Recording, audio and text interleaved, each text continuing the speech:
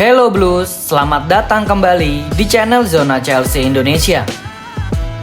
Masih dalam suasana lebaran, sebelumnya kami ingin mengucapkan mohon maaf lahir dan batin untuk kalian semua penonton setia channel ini, termasuk juga untuk teman-teman Gunners dimanapun kalian berada. Semoga berkah Idul Fitri membawa kedamaian untuk kita semua, dan apa yang kita doakan satu persatu terkabul oleh Yang Maha Kuasa. Pada episode kali ini, kita perlu membahas belakangan ada seorang pandit yang kebetulan salah satu fans fanatik dari Arsenal dengan lantangnya menyebut Chelsea sebagai tim mediocre. Terdengar cukup menarik dan sedikit menyenggol ego, karena sebagai fans Chelsea, kita tentu harus tetap objektif dalam melihat kondisi klub yang memang lagi inkonsisten selama beberapa musim terakhir. Tetapi jika indikator mediocre itu dipakai untuk mengejek Chelsea sambil memuja-muja Arsenal, rasanya kita perlu flashback dan melihat fakta-fakta terbaru. Apakah Arsenal yang sudah puluhan tahun absen juara Liga dan nihil gelar Eropa benar-benar lebih baik dari Chelsea yang sudah dalam tanda kutip menamatkan sepak bola? Seperti apakah pembahasannya? Mari kita bedah faktanya. Tetapi sebelum lanjut nonton, jangan lupa klik tombol like dan subscribe dulu Blues.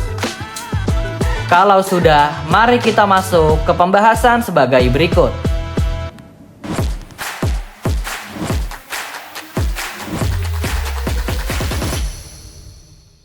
Pertama-tama, mari kita bahas soal label mediocre. Pandit tersebut mungkin melihat Chelsea dari posisi klasemen musim ini yang memang The Blues sedang terpuruk, dan juga pandit tersebut pasti tak luput melihat dari kekalahan telak The Blues dari Paris Saint-Germain.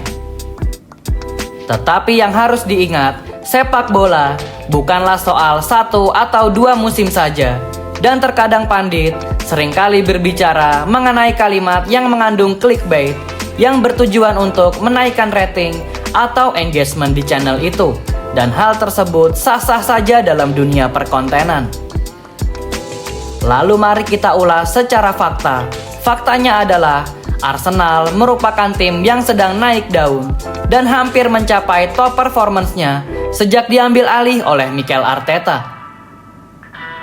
Tetapi mari kita jujur, indikator untuk disebut sebagai tim besar adalah tim tersebut juga harus benar-benar mencapai level tertinggi.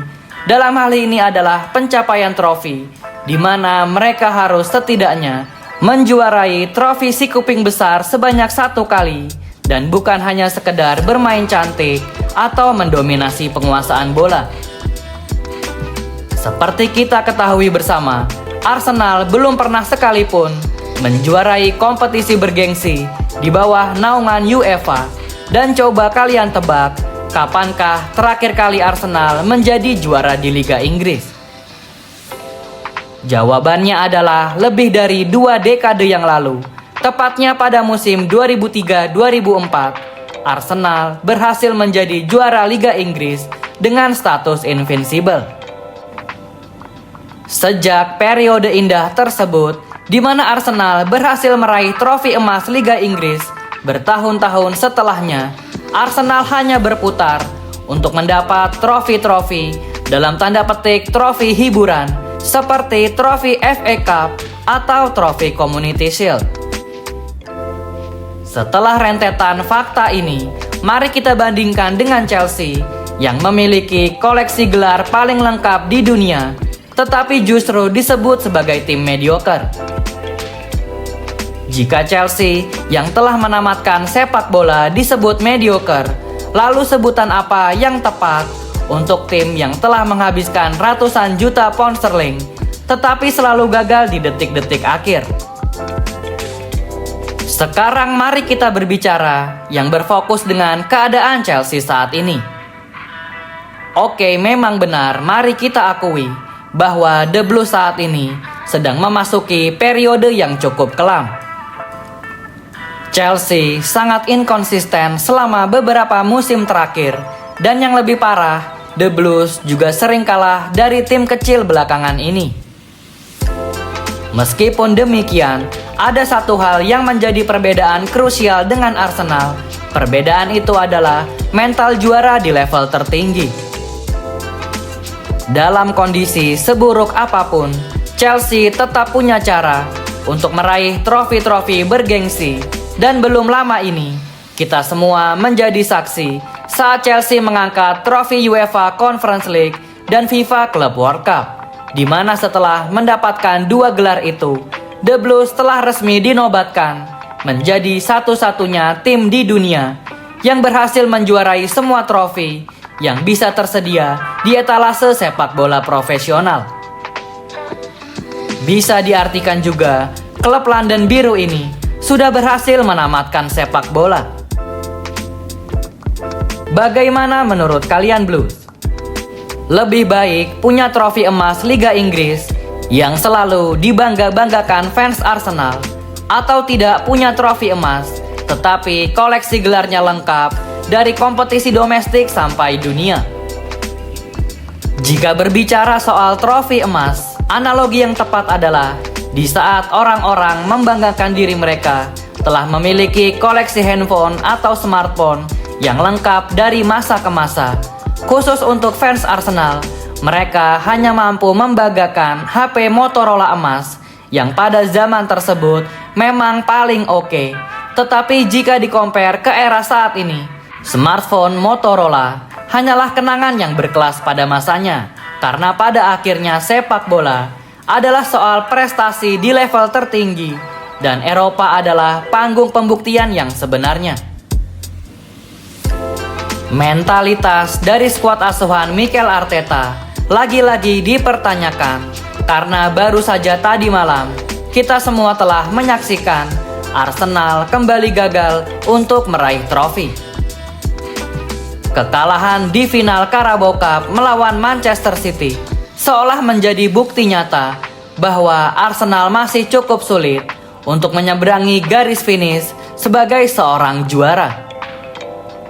Padahal jika seandainya Arsenal berhasil menang kompetisi Carabao Cup, maka itu bisa menjadi pecutan atau sebuah motivasi besar untuk meraih mimpi mereka mendapatkan gelar quadruple di musim ini. Arsenal memang harus mengincar trofi major karena sejak ditangani oleh Mikel Arteta, trofi bergengsi terakhir yang Arsenal dapatkan hanyalah FA Cup, yaitu pada musim 2019-2020. Dan yang menjadi cukup ironis untuk fans The Blues, tim yang Arsenal kalahkan saat itu adalah klub London Biru. Setelah trofi major FA Cup, Arsenal masih belum kembali mendapatkan gelar, dan mereka hanya sanggup merebut 2 trofi Community Shield. Ratusan juta pound sterling sudah dikucurkan untuk digunakan belanja pemain-pemain mahal, tetapi mental untuk mengangkat trofi major seolah masih menjauh dari London Utara. Inilah alasan kenapa para fans Arsenal dan para pandit pro Arsenal tidak boleh sombong dan jangan terlalu jumawa. Karena kalian memang sedang memimpin klasmen, tetapi sebelum trofi itu benar-benar ada di genggaman tangan, label tim besar yang dominan itu masih terasa semu. Memasuki akhir video, sebagai fans Chelsea yang dewasa, kita tetap harus sportif dan wajib mengapresiasi performa Arsenal di musim ini. Berhasil sampai ke final Carabao Cup meskipun kalah, lalu berhasil melaju jauh hingga ke babak perempat final FA Cup, dan jangan lupakan Arsenal masih bertahan di Liga Champions. Rentetan prestasi ini adalah sebuah pencapaian yang sangat luar biasa. Ketika berbicara di Liga Inggris dan dengan keunggulan 9 poin, lalu tinggal menyisakan beberapa pertandingan lagi, ditambah faktor inkonsistennya para rival Arsenal. Secara logika dan hitung-hitungan kasar, The Gunners memang sudah sepantasnya menjadi juara Liga Inggris musim ini. Mereka memang layak dan sudah menunggu bertahun-tahun untuk momen buka puasa ini. Dan harus kita akui, konsistensi mereka di Liga Inggris musim ini memang patut diacungi jempol. Pesan saya untuk teman-teman fans Arsenal adalah stay humble, lalu enjoy the moment, dan jangan sampai ngejinx tim sendiri dengan kesombongan kalian yang berlebihan. Yang paling penting, jangan sebut tim lain mediocre kalau tim kalian sendiri belum teruji di kompetisi besar Eropa. Sebagai penutup, untuk Mr. Pandit yang terhormat dan seluruh fans Arsenal, mari kita saling menghargai. Chelsea mungkin sedang jatuh akhir-akhir ini, tetapi sejarah dan koleksi trofi The Blues adalah bukti kelas yang permanen. Arsenal memang sedang naik, dan mereka sudah saatnya untuk membuktikan diri dengan mendapat trofi major. Semoga sukses untuk Arsenal mendapatkan trofi Liga Inggris dengan selisih 9 poin. Seharusnya kalian bisa keluar menjadi juara. Good luck untuk mendapatkan gelar EPL, tetapi kalau FA Cup dan UCL, sepertinya jangan dulu kalian dapatkan dan biarkan tim lain yang mengambilnya. Sekali lagi, selamat Lebaran dan mohon maaf lahir batin. Jangan lupa like, komen, dan tulis pendapat kalian soal sebutan Chelsea tim mediocre. Subscribe channel ini untuk analisis sepak bola lainnya. Thank you yang udah nonton episode ini.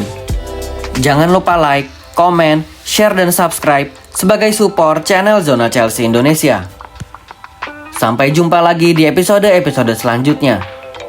Dan jangan lupakan untuk nyalakan lonceng notifikasi karena kami akan mengupdate seputar kabar Chelsea sesering mungkin. Thank you for watching and keep the blue flag flying high.